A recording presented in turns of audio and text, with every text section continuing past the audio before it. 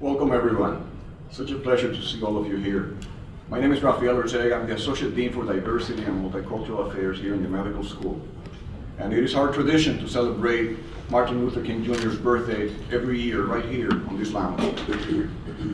First, I would like to acknowledge the presence of University Provost and Chief Academic Officer Dr. Jean Morrison. Nice to see you. And the Dean of our medical school, Dr. Karen Hanman. Kate Walsh could not be here with us today. She sends her regrets, but Robin Davidoff is representing her. He's the Chief Medical Officer. Robin? Thank you. Our community comes together once again to reflect on the message of our greatest civil rights leader. Last year, Winston Langley, who is the provost of the University of Massachusetts, Boston, drew a parallel between Martin Luther King and Qazi Nazrul Islam, the Muslim poet laureate of Bangladesh, at a time when terrorism was at the forefront of the national conversation. And the year before, Dr. Kermit Crawford spoke on issues of race and violence shortly after the Ferguson shooting. The year before, Dr. Robin Davidoff, whom I just mentioned, described his experiences growing up in apartheid South Africa shortly after the passing of Nelson Mandela. Today, just 24 hours before the inauguration of our new government, after a tumultuous election season, Kenneth Elmore will address the audience with a speech titled, "On the Way We Go, Chaos or Community." Ken Elmore is the Associate Provost and Dean of Students at Boston University. He coordinates our efforts to provide a safe environment where students can find their way in our vibrant academic community. Dean Elmore is a leader in a broad range of projects at Boston University. He advises student organizations, sets standards, and offers academic support as students acclimate and pursue their career goals. Ken Elmore graduated from the New England School of Law, and he has a degree in psychology from Brown University and a master in education and policy, planning and administration from Boston University. Following Ken Elmore's speech, there will be a short musical performance, no more than 3 minutes, and a brief lunch break, after which we will open the room, create a space for an open conversation. Last year, there were many concerned groups, including LGBT groups, Muslim colleagues and students, Black folks, Hispanics, who were anxious to have a conversation about what is going on in the country. Well, because of exams, end of the year, the holidays, we decided to do it today when many of us would be present. The space will create an opportunity for every one of us to voice our opinions and discuss the implications of the national political climate as it currently stands. Bear in mind that these proceedings will be filmed and later broadcasted over Boston University's YouTube channel called BU Universe. Ladies and gentlemen, let's welcome Ken with a one round of applause.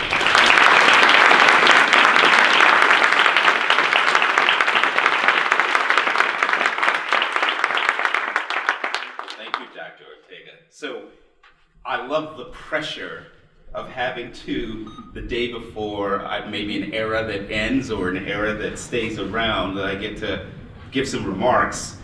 And I want to thank you for doing this and for giving me a chance to do this.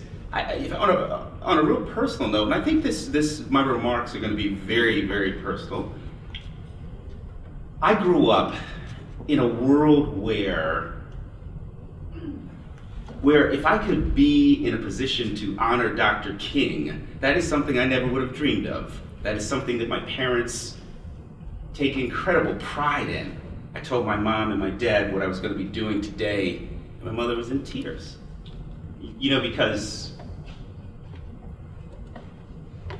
we fought so hard for me to be here today.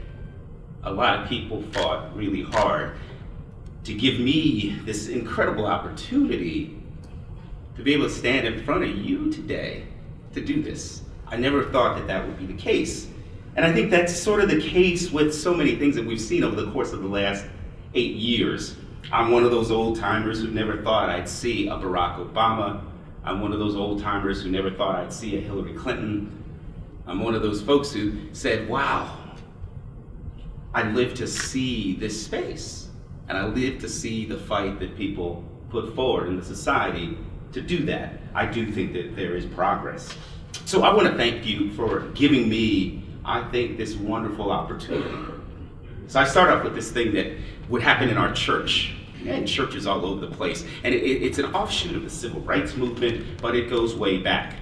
I remember when someone would go off to a grand place in their lives, maybe it was college, maybe it was they got a new job and they were changing where they were going to be. For me, it was college. Before I went off to college, minister in my church, he had these special high boots that he would put on. They went well over up to his thighs. And he had a special robe, and the whole congregation would stand up and they would sing this song. And it was, and I'm not going to sing it because I'm terrible at it. But anybody who knows it, feel free.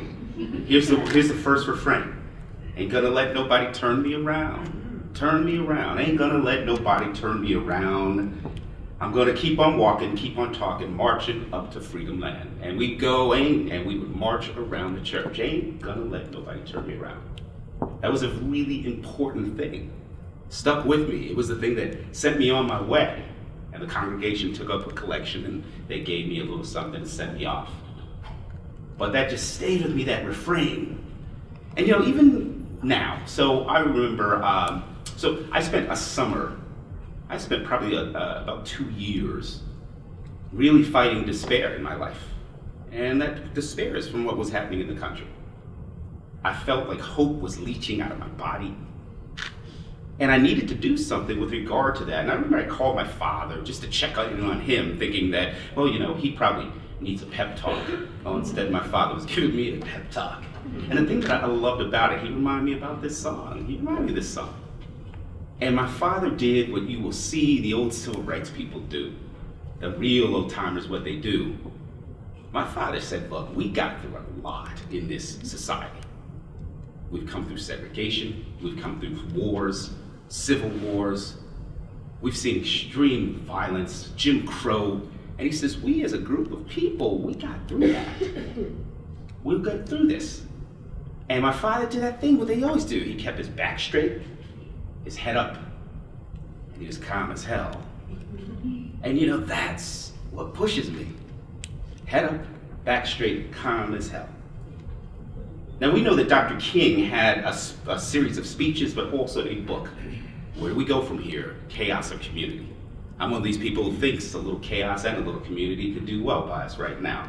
On some levels, maybe the chaos we're about to see, and I do think we're probably going to see some chaos, may be this point of innovation in some way. Maybe it could be that. I must admit, I'm one of these people who bemoans both Democrats and Republicans. I'm one of these people who said the system needs an incredible overhaul. Maybe it's not a terrible thing if it implodes.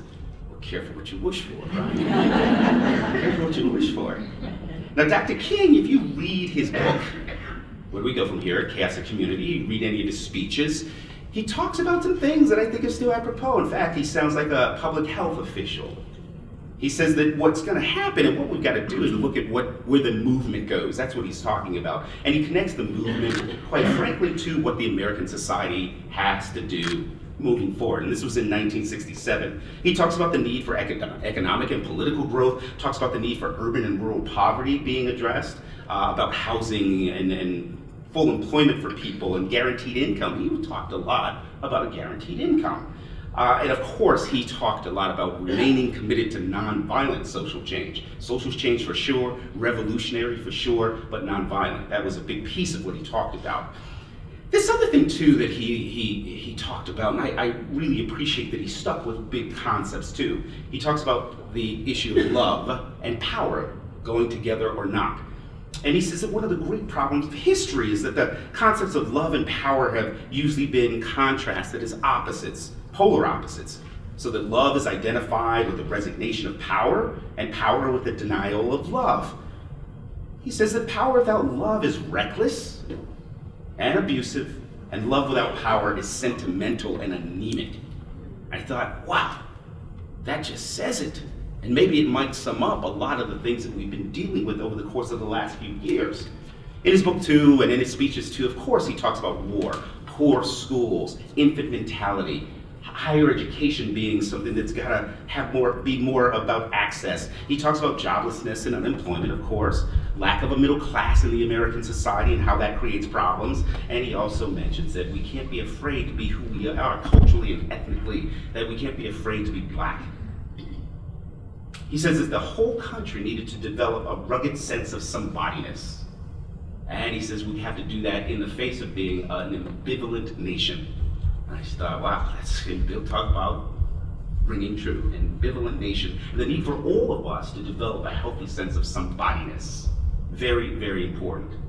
You know, again, there it is. Ain't gonna let nobody turn me around. That's what Dr. King was doing with that book. Ain't gonna let nobody turn us around. Now, my journey.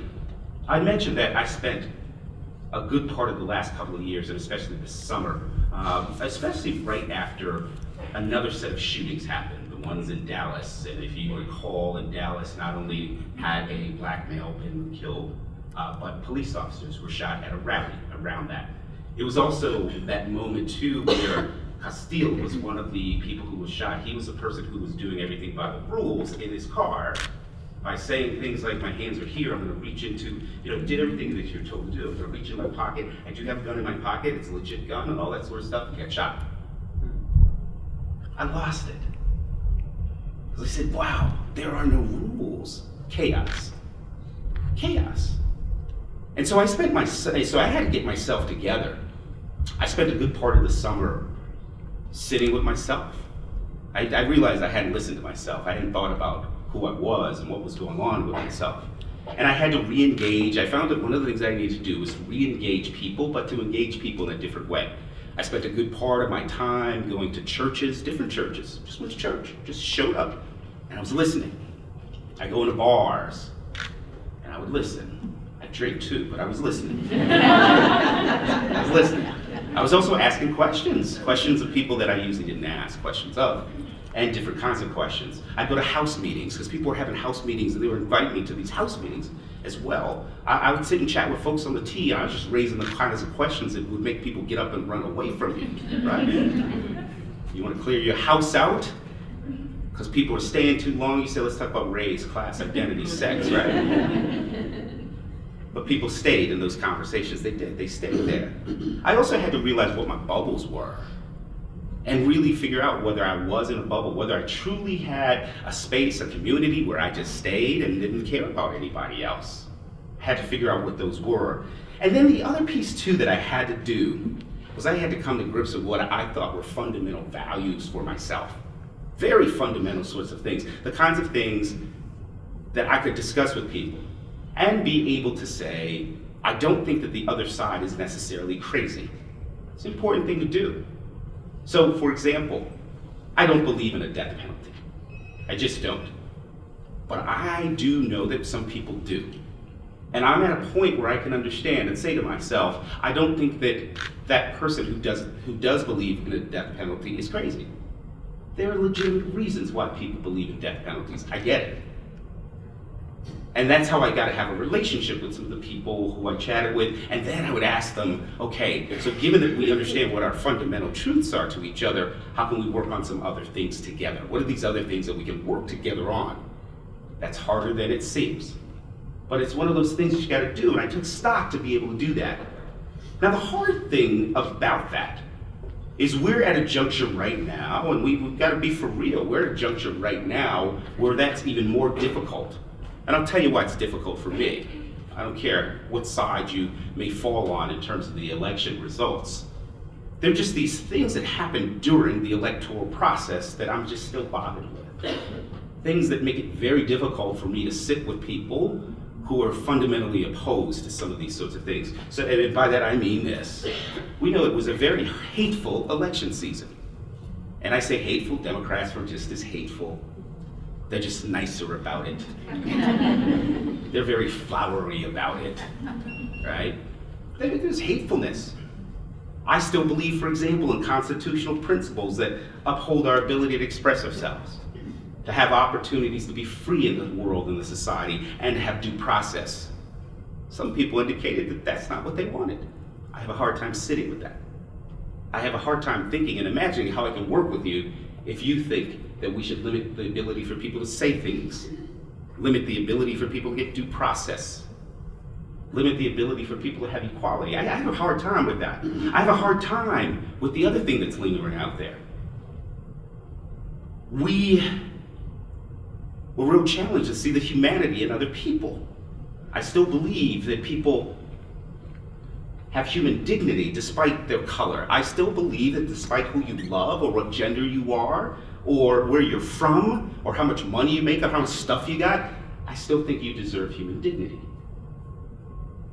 And I'm not going to go back on that, but there's some people who don't think I have that soul or heart or dignity. Real hard to find things that I could work on with that. There also was this point and moment during the campaigns and the elections where we advocated violence as a problem-solving device, a personal problem-solving device. I have a problem with that. It's hard for me to sit with someone who advocates personal violence as a problem-solving device. I do think that's crazy on the other end. Hard. And it's also hard for me to sit with someone who isn't willing to fight for an open society. I'm willing to say, I will fight you to the death for an open university and an open society. And we have to work together on that. So I ask who's with me. So some of the lessons I learned with all those conversations, all those talks, all the discussion, some things that I learned. First, I learned that I can't live ahistorically. You know, I can live in the moment, sure, but I have to keep going back to my dad and my mother and my grandparents and all the other people. You know, when you live with history in your mind, it feels better. Because what I saw with history in mind are all the people in this country over time, who truly did try to move this place forward. Freedom fighters. I always say every college student owes a debt to freedom fighters. The freedom riders, I'm sorry. I want you to think about what the freedom riders did. You imagine you start an academic year, somebody comes and says to you, hey, medical student, don't go back. We have more important work to do. Hey, young person, here's what we're going to do. We are going to get on a bus and drive for hours and hours and hours. By the way, we won't be able to stop all the time because we're going to be in some places where there's going to be nowhere for us to pee. We're going to have to pack our lunch because there's going to be places where we can't get out of this bus and eat. We can't get out of this bus. And then when we get there, we're going to go knocking on people's doors and walk them into places where they should be able to do what they're supposed to do anyway, register to vote. And listen, I just got to let you know, a few of us are going to die. And every single one of us is going to get our heads bashed in. But this is important work. I want you to think about that. And people did it. People did it. Boy, my heart just grew when I thought about that. People did that for me. So when you live historically, when you live in history, you say, people did these things for me. People did these wonderful things. I also figured out in talking with people that everyone's got to do their own work, their own learning. Everybody's got a different way that they do it. You know, for me, I do things like listen to podcasts and I read and I watch a lot of television and a lot of YouTube stuff and all that. It all comes into mind. In fact, I should say, I went through some of the stuff that I read and looked at. Let me just give you a list. Let me go real quick. Nina Simone, Toni Morrison, Richard Allen, Bayard Rustin, Virginia Woolf, John Steinbeck, Howard Zinn, Shirley Chisholm, Rosa Parks, Leo Tolstoy, John Coltrane, Lyndon Johnson, Langston Hughes, John Brown, George Gershwin, George Orwell, Susan Sontag, Jack Johnson, Barbara Jordan, Zora Neale Hurston, Alice Walker, Miles Davis, Sojourner Truth, Frederick Douglass, W.E.B. Du Bois, Muhammad Ali, Prince, of course, and Angela Davis and Fannie Lou Hamer. All that, just a few months. That was my conception. That's what I listened to. Some people said, you know, you wouldn't have been so in despair if you weren't listening to so much Nina Simone. And Coltrane. But, you know, you've got to find those ways. And, you know, part of it for me was a discovery of how I get information, how it works for me, how I put it together, and how I stay both in the moment and connected with history. That was one of those things. I also had to have this understanding that I was traumatized. I was scared. And I was scared for my children. I'm scared for your children. I was scared. I was traumatized, and I had to deal with that. I was upset. And I don't think we deal with that the way we should. What's more, I had to figure out different affinity groups I can get with. It was important for me to sit with a variety of groups of people, to be able to, especially to be around, so I had to be around a lot of black males, especially black males who would check me if need be, and who I could check them, and where our language could be pretty free. And typically because we had an understanding of what we were talking about, and these weren't conversations meant to be in public, but they were conversations that we needed to have with each other. In fact, I had this one experience that was really wonderful. It was, again, after a shooting, another shooting had happened. I happened to be in a bar, of all places, a bar, because I was meeting a friend there. He's black male as well. There were black males who were coming in off the street because they saw us, and they just said, hey, I bet I know what you're talking about. Can I sit with you for a bit? By the time it all ended, there were 10 of us, crying, consoling, and drinking lots of beer. But we needed that, and everybody needed that. So everybody needs that. Do that, get with your group, get with your people, nothing wrong with that. And I also learned too that I also had to figure out how to be better at being on a squad. How I had to be better at just getting and listening. That I'm not the one who has to always have the answers or lead anything or anything of that sort. I just sit with the squad and listen and go do as someone else tells me. I had to make sure that I loved conversations to do this. I had lots of them, hundreds of them. And also to keep my heart impressionable and my mind as well. Hard when you're as old as I am to still have an impressionable mind. But you gotta be able to do that, be open to the notion. I could be open to the notion, I could be wrong. I could be the crazy one in all of this sort of thing. But I'd at least be open to that. And also not to shut conversations down before they could be transformative. Sit with those conversations, let them go, let them go, let them go. And what's more, I had to love ideas. That was that thing that just kept coming back to me. So speaking of loving these ideas, it's interesting. Here's some of the solutions that I heard from people. Some of the solutions, I thought, wow, we should talk about these sorts of things. And maybe during our discussion, we can do this. Some folks said, look, if we're gonna fix anything, if we're gonna move forward in the society, here's some of the things we should be doing. Abolish prisons. People were real serious about that and had some incredible ideas about not imprisoning people. And of course, people would say too, no one under 18 should be in a prison. Folks said, break the communities of people who call themselves police. Don't let police have communities. Police are part of our community, they're not part of their own communities. Break the community. Folks said, hey, we gotta do something about voting. Enough with the one vote thing. We need more than one vote. We gotta try and do some other stuff with our votes. We gotta get a little more innovative, a little more creative with our votes. I heard that a lot. Of course, a lot of people talked about guaranteeing incomes, especially in economically distressed places. One guy mentioned that he thinks that we should have economic distress zones, and that's where we focus in on guaranteed incomes and other sorts of things like that. And of course, because I worked at a university and people would figure out, they said, we should have the market determine diversity at your institution. We should say to the US News and World Report, okay, so why don't you also grade them on their diversity as a factor too. That way the market will start to add to your ranking as well, one way or another. And then I heard a lot of people say, we gotta get rid of guns in the society. So, this is the last day of Obama. Apparently, last day.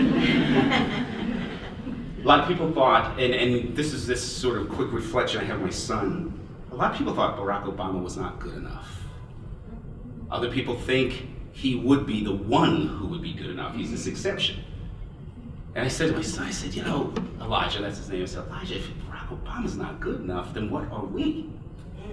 That's that real hard thing that I had to come to grips with. I query whether or not this is the end of an era, or if we are in an era of Obama. I wonder if people look back and say this is the Obama era, Trump and all, but this is the Obama era. Or are we still living in the era of Dr. King? Has that era ever ended? And could that still be the true American era? The era of King? I just end by saying, I ain't gonna let nobody turn me around. Turn me around. Ain't gonna let nobody turn me around. We're gonna keep on walking. We're gonna keep on talking. We're gonna keep on marching up to Freedom Land. Ain't gonna let nobody turn us around. I appreciate you having me. I look forward to some conversation afterwards. Thank you very much.